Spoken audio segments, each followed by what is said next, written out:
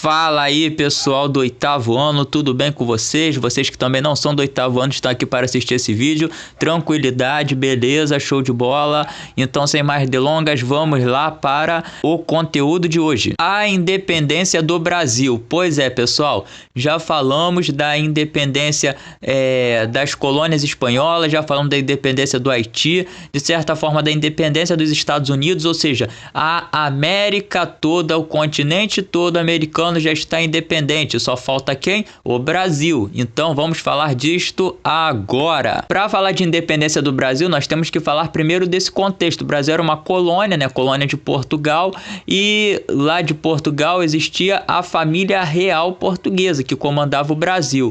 No entanto, essa família real estava tendo alguns problemas lá na Europa, principalmente com Napoleão Bonaparte. Napoleão, que era o imperador francês, queria fortalecer a industrialização da França. E como já vimos, né, durante a era napoleônica, ele instaurou o bloqueio continental para que a Inglaterra não fizesse comércio com o continente europeu. Porém, nós temos algum probleminha aí, porque Portugal, no caso, o rei português, Dom João VI, ele tinha um acordo comercial com a Inglaterra. E dentro desse acordo comercial, o rei português tinha que enviar para a Inglaterra vinhos, azeite, né, e mais uma quantidade de ouro, e em troca recebia os produtos têxteis ingleses, ou seja, os tecidos produzidos pela indústria inglesa. Então, devido a esse acordo comercial, Dom João VI furou o bloqueio continental, o acordo comercial chamado de Tratado de Panos e Vinhos. E então, devido ao Tratado de Panos e Vinhos, Dom João VI fura o bloqueio continental, e isso daí faz com que Napoleão envie as suas tropas para invadir o território português. Ameaçados pelas tropas napoleônicas, o rei português Dom João VI vai pedir apoio da Inglaterra. E vai falar: olha só, nós precisamos do apoio de vocês, porque nós furamos esse bloqueio para comercializar com vocês, para garantir um lucro para a Inglaterra. Então agora nos ajude salvando nossas vidas, nos levando para a nossa colônia, ou lá na América, o Brasil. Então, escoltados pela marinha portuguesa, o rei de Portugal e a corte portuguesa, a família real portuguesa, ela vem foragida para o Brasil. E é interessante, pessoal, porque esta imagem não retrata o que foi a realidade dessa fuga da família real. Aí vocês estão vendo que está tudo bem tranquilo, tudo bem calmo, como se fosse uma viagem programada. No entanto, havia um desespero real da família portuguesa em sair do território português, porque as tropas napoleônicas eram tropas temidas, porque eram consideradas tropas invencíveis. Então várias pessoas da família real se jogaram no mar querendo acompanhar os navios, outros deixaram pertences para trás. Foi um negócio de louco, e essa charge representa muito bem. Aí a gente pode ver, né, no caso Dom João VI, né, um membro da família real portuguesa sendo segurado pelo cangote por Napoleão, as tropas napoleônicas ao fundo, e o barco ali levando as pessoas para o navio, né, para os navios ingleses. E é como se o homem que estivesse no barco falando, né, que era a última chamada para os barcos, e o camarada não conseguiu, ficou preso com o Napoleão ali. Essa é uma charge, essa charge representa muito bem esse desespero da família real portuguesa em sair de Portugal e vir correndo para o Brasil. Aí sim nós podemos falar da família real portuguesa no Brasil, que eles chegaram aqui no Rio de Janeiro em março de 1808. E ao chegar ao Brasil, Dom João VI abriu os portos brasileiros às nações amigas, ou seja, a Inglaterra. O que significava isso? Significava que o pacto colonial que existia da colônia, no caso o Brasil, apenas comercializar com a metrópole, que era Portugal, isso não iria existir mais. Agora o Brasil poderia fazer comércio tanto com Portugal quanto com a Inglaterra, né, que era a nação amiga, ou seja, o benefício que a Inglaterra ganhou por ter escoltado a família real portuguesa até o Brasil. E mais tarde, em 1810, Dom João VI assinou o Tratado de Comércio e Navegação com os ingleses. Esse Tratado de Comércio e Navegação foi importante porque ele garantia que a Inglaterra pagasse apenas 15% de impostos sobre as mercadorias enviadas ao Brasil. Essa era a menor taxa de impostos que uma nação deveria pagar para trazer os seus produtos para cá, para o Brasil, no caso, né? E enquanto os portugueses iam pagar apenas 16% de imposto e as outras nações 24%.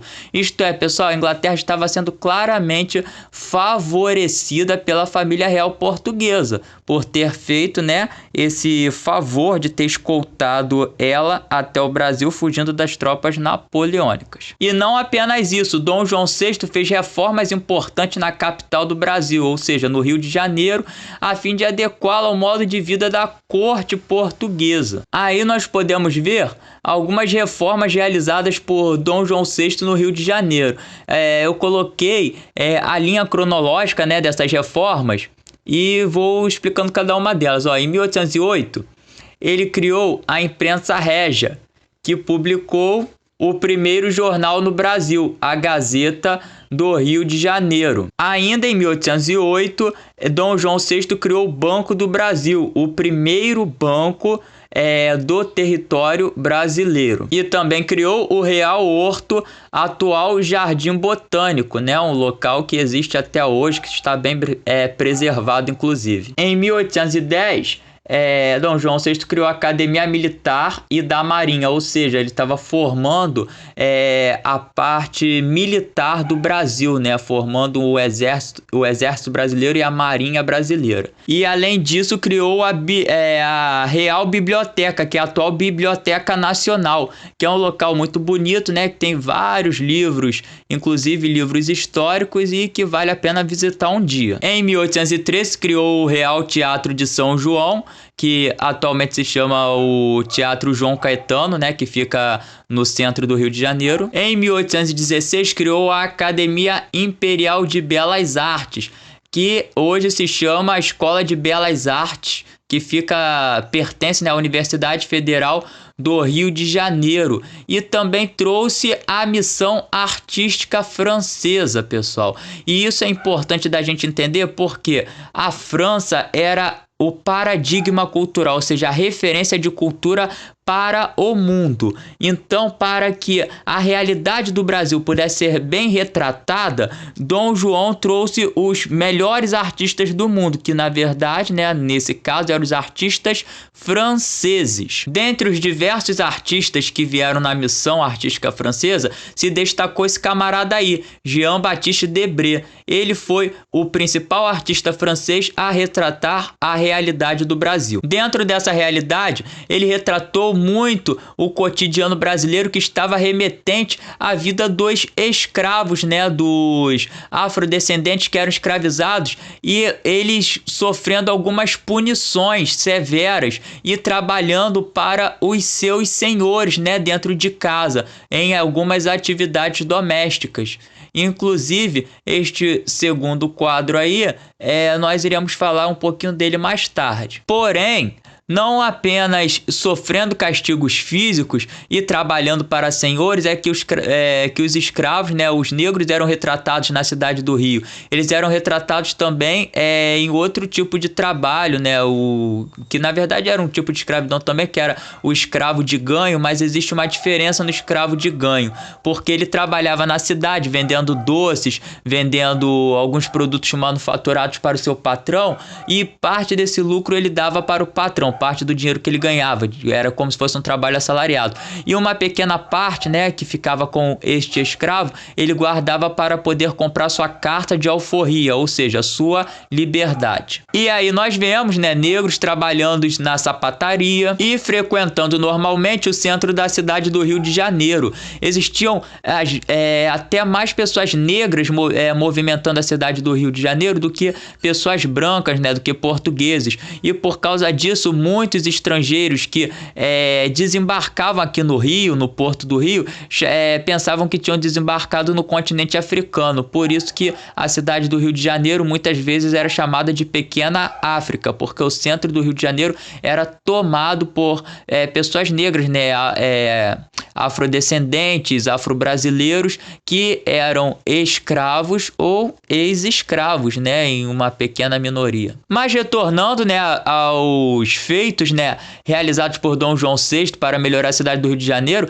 em 1818 ele vai criar o Museu Real, né, que é o atual Museu Nacional da Universidade Federal do Rio de Janeiro. Aí é a foto dele antes de acontecer, né, a tragédia de 2018. Pois é, pessoal, infelizmente em 2018 este museu, né, o Museu Nacional, ele pegou fogo, ele foi sofreu com incêndio, ele não foi incendiado, ele sofreu um incêndio ali e atualmente ele está em reconstrução, né? Ele se encontra em reconstrução. E em 1815, Dom João VI vai tirar o Brasil da condição de colônia e vai elevar o Brasil a Reino Unido de Portugal e Algarves. Através dessa medida, Dom João VI pretendia continuar governando Portugal através do Brasil. Ou seja, ele não estaria mais morando em uma colônia, ele estaria morando em uma parte do reino português, que agora, né, fazia parte do Reino Unido de Portugal e Algarves. Contudo, nem todo o povo brasileiro estava satisfeito com as medidas adotadas por Dom João VI. Por quê? Porque essas medidas favoreciam ao centro-sul do Brasil, ou seja, a faixa da região sudeste e do sul.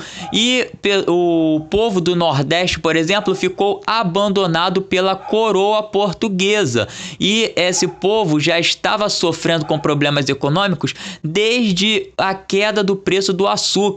Lá no início do século XVIII, quando acabou, né, com o fim das invasões holandesas e com a crise do preço do açúcar, esse povo já estava sofrendo e continuou sofrendo sem o apoio econômico e político, né, da coroa portuguesa àquela região. Assim, em 1817, alguns populares nordestinos se revoltaram com esse tratamento e, inspirados em ideias iluministas, eles vão proclamar a República de Pernambuco.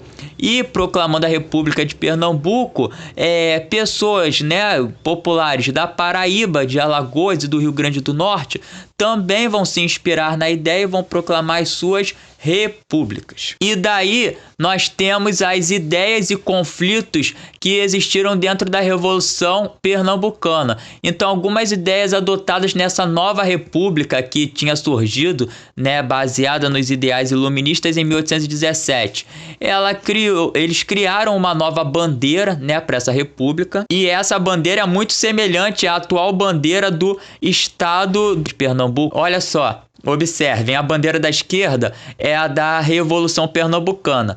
A diferença é que ela tem 3 estrelas acima, né, do que seria esse arco-íris, enquanto a bandeira que representa o estado de Pernambuco atualmente, ela só tem uma estrela. Então, além da bandeira, ela aboliu vários impostos, né? Os líderes da Revolução Pernambucana, que também pode ser chamada de Insurreição Pernambucana, tá bom, pessoal? E adotou a liberdade de imprensa e tolerância religiosa, embora a religião oficial deles fosse a católica, mas eles toleraram, né, outras religiões. Essa ideia aí, essa experiência, o Nordeste, principalmente a cidade de Recife, ali, a província que já tinha passado por essa experiência durante a invasão holandesa, durante o governo de Maurício de Nassau.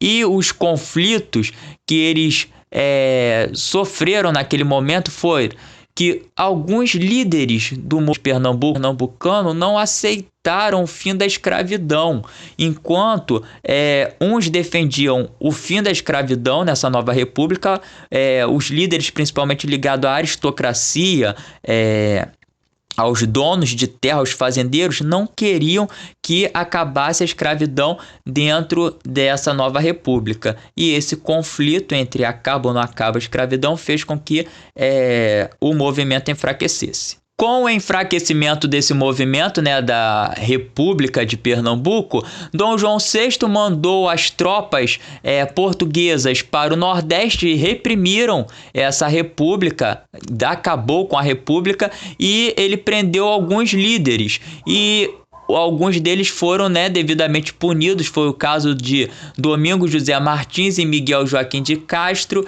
que foram acusados do crime de lesa majestade e foram mortos na forca, ou seja, foram enforcados pelo crime de traição ao rei. Então tudo estava indo bem, tranquilo para Dom João VI e a família real portuguesa aqui no Brasil, até que ocorreu a Revolução Liberal do Porto. Essa revolução que ocorreu em 1820, que foi um grupo de comerciantes e militares portugueses que eram deputados lá em Portugal. Eles convocaram uma assembleia conhecida como Cortes de Lisboa e eles tinham o objetivo de aprovar uma nova constituição para Portugal que iria limitar o poder do rei. Então, os deputados portugueses, também mais conservadores, exigiram a volta de Dom João VI para Portugal. E assim, o rei português teve que voltar em 1821. Com o retorno dele, essa Constituição foi aprovada, limitou o poder do rei de Portugal, no caso Dom João VI. Ele teve que ficar em Portugal devido a essa nova Constituição, mas ele deixou aqui no Brasil como regente seu filho, Dom Pedro. Então Dom Pedro passou a ser o príncipe regente do Brasil. Porém, esses deputados portugueses não aceitaram que Dom Pedro ficasse aqui no Brasil como príncipe regente, porque ele era o sucessor direto ao trono português. E como sucessor direto, eles acreditavam que Dom Pedro deveria ficar em Portugal. Caso acontecesse alguma coisa com o Dom João VI, ele já estaria lá para governar. E eles pressionaram Dom Pedro a retornar para Portugal. Porém, o príncipe regente do Brasil, ele tinha amizade, laços políticos com a elite do Rio de Janeiro e de São Paulo, ou seja, com esse eixo centro-sul do Brasil. E devido a essas amizades, muitos desses líderes, né, dessa elite paulista e carioca, pediu para que Dom Pedro ficasse no Brasil e foi feito um abaixo-assinado. Esse abaixo-assinado teve 8.000 assinaturas. Ó, quem sabe um dia meu canal chega a esse número de inscritos. Brincadeira. E assim, em 9 de janeiro de 1822, Dom Pedro assumiu o compromisso de ficar aqui no Brasil. E quando ele assumiu esse compromisso, esse episódio ficou conhecido como o Dia do Fico. Então, o Dia do Fico foi o dia em que Dom Pedro, príncipe regente do Brasil, declarou que iria ficar nas terras brasileiras, que não voltaria para Portugal e iria continuar governando o Brasil. E depois de decretar, né, que iria ficar no Brasil, Dom Pedro ele engatou a quinta e começou a tomar uma série de medidas que iam contra a autoridade do rei português, né, do governo português sobre o Brasil. Ele expulsou alguns militares que não aceitavam suas ordens, muitos desses militares eram portugueses. Ele criou um ministério liderado por José Bonifácio, que era o Ministério do Estado, né? Na verdade, José Bonifácio passou a ser o representante de Dom Pedro aqui no Brasil para controlar algumas questões de Estado, né? E decidiu convocar uma Assembleia Constituinte para alterar a legislação do Brasil, ou seja, de pouquinho em pouquinho, ele estava declarando a independência do Brasil. Até que em 7 de setembro de 1822, Dom Pedro declarou a independência do Brasil e transformou o território brasileiro em um reino independente. Esta é uma pintura feita durante o período, né, que é conhecido como romantismo no Brasil, em que se caracterizou pela exaltação nacional de Dom Pedro I declarando a independência do Brasil. Brasil. Ele está em cima do cavalo marrom ali com a espada erguida, e no caso seriam esses cavalos aqui embaixo, com esses soldados, seriam soldados portugueses, e Dom Pedro declarando a independência. É claro que esse quadro não retrata o que foi a realidade, né, desse grito de independência, porque o Dom Pedro ele não estava, né, segundo os historiadores, ele não poderia estar bem arrumado dessa maneira, que isso daí eram trajes de gala, e ele tinha ido fazer uma viagem longa até São Paulo, até Santos. Então, para esse tipo de viagem não se usava cavalo, se usava mula. Enfim, é o quadro que representa, né, o mais representativo desse grito de independência, mas que não retrata o que foi a realidade do grito de independência em si, mas é a imagem que temos guardada em nossas memórias de como foi declarada essa independência, além do hino nacional, né? A introdução do hino fala desse grito, né? Ouviram do Ipiranga as margens plácidas. O que significa isso? Ouviram do Ipiranga porque Dom Pedro I declarou a independência às margens do rio Ipiranga, que fica em São Paulo. Plácida significa o quê? Tranquilo, as margens plácidas, ou seja, à beira do rio tranquilo, ouviu-se o grito, né, que foi chamado o grito do Ipiranga, porque já falei, o nome do rio é o rio Ipiranga. Então, ouviram do Ipiranga as margens plácidas de um povo, ou seja, de que povo está falando? O povo brasileiro, heróico, ou seja, chamou, né, o povo brasileiro de um povo herói, né, um povo guerreiro, heróico, o brado retumbante, ou seja, esse grito, né, tá falando do grito da independência. Então, ouviram do Ipiranga as margens plácidas de um povo heróico, o brado retumbante. E o brado retumbante seria o que? Esse grito, o grito da independência. Retumbante é o que? Estrondoso, assombroso. Então, o grito assombroso que rompia a relação do Brasil, de dependência do Brasil de Portugal, e agora o Brasil estava livre, iria ter sua autonomia, assim como outros povos da América, do continente americano. Então aí nós temos efeitos da independência, né, dessa independência do Brasil. Poderiam ser chamados também de consequências da independência. No caso, a independência do Brasil beneficiou apenas a elite do eixo centro-sul, que era uma elite agrária, né, ligada à terra, que estabelecia a plantation como sistema econômico, né? Eram grandes terras, monocultura, latifúndio, desculpa, grandes terras, monocultura, que era o que? Um principal produto que era produzido, no caso ali no século XIX, estava começando a ser produzido no Brasil o café, e a mão de obra era a mão de obra escrava.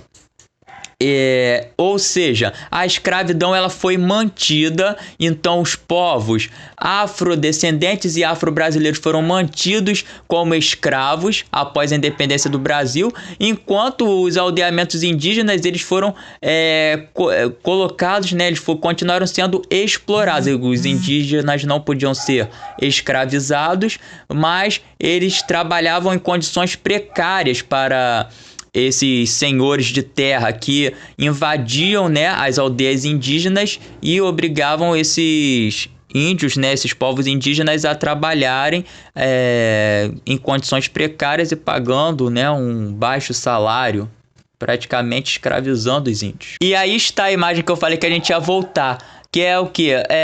As crianças, né, negras ali sentadas, uma sentada, a outra brincando, com uma senhora branca. O senhor da casa está comendo, enquanto outro senhor está vigiando, e uma outra senhora uma outra escrava, né, no caso, está abanando, né, os dois. Então essa foi uma imagem retratada por Debré na Missão Artística Francesa, e que ela foi feita uma releitura dela, né, para os tempos atuais, que mostram que a moça, a mulher branca sentada à mesa brincando com os cachorros, enquanto o homem branco da casa está almoçando, e atrás no fundo tem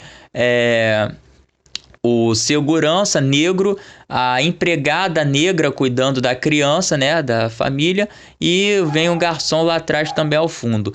E o que essa imagem quer demonstrar? Quer demonstrar o racismo, quer demonstrar que não houve, de uma maneira geral aqui no Brasil, uma mobilidade social, porque a independência do Brasil, ela não gerou mobilidade social. Na verdade, ela manteve a estrutura social do Brasil, a estrutura econômica do Brasil, apenas favorecendo a uma elite. Assim como a independência da América Espanhola favoreceu a elite crioula, aqui no Brasil favoreceu a elite agrária, a elite dos senhores de terras, né, do Brasil. Outra peculiaridade, e essa daí não teve em nenhuma outra região da América, foi que a independência do Brasil ela foi feita por um europeu. No caso, né, Dom Pedro, que se tornou Dom Pedro I, o primeiro imperador do Brasil, ele era um europeu, né? Ele era português, e ele que declarou a independência do Brasil. E no caso, né, nas colônias espanholas, quem fez a independência dessas colônias foi a elite crioula, né, que era ligado, né, de certa forma aos espanhóis, mas eles eram nascidos aqui na América.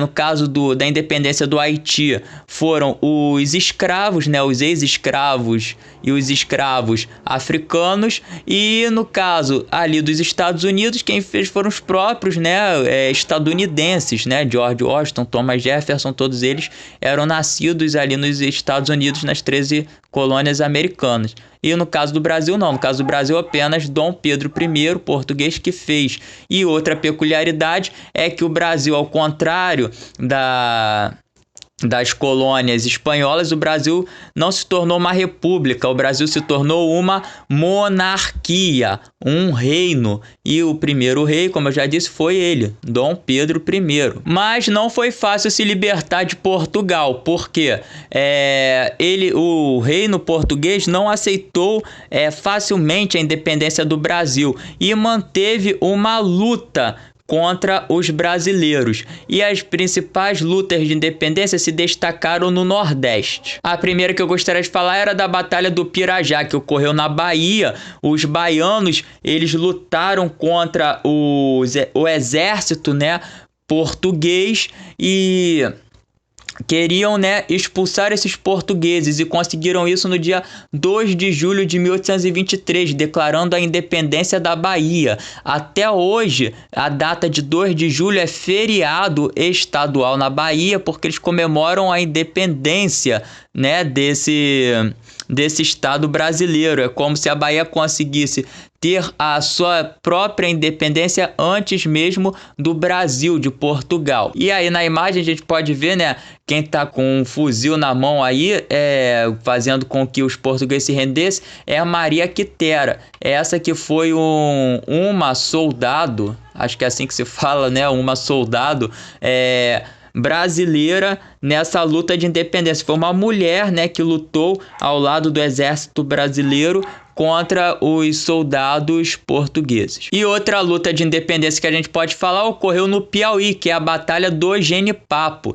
E essa batalha se destacou porque os membros, né, brasileiros, eles pegaram em facas, em foices, para lutar contra o exército português, e iam com faca e com foice mesmo. E muitas mulheres também, assim como Maria Quitera, se engajaram nessa Batalha do Genipapo. Elas vendiam suas joias e seus pertences para comprar armas e lutarem nessa batalha, nessa guerra contra o exército português. E também dessa forma, a Batalha do Genipapo foi vencida pelos brasileiros. E não só as mulheres da Batalha do Genipapo gastaram, né, seus pertences, jogaram suas fortunas nessas guerras de independência. O próprio rei Dom Pedro I, ele também comprou navios e contratou mercenários europeus para lutarem a favor dos brasileiros, para expulsar o exército português aqui do Brasil. Isto é, o Brasil começa a sua vida, né, como nação independente,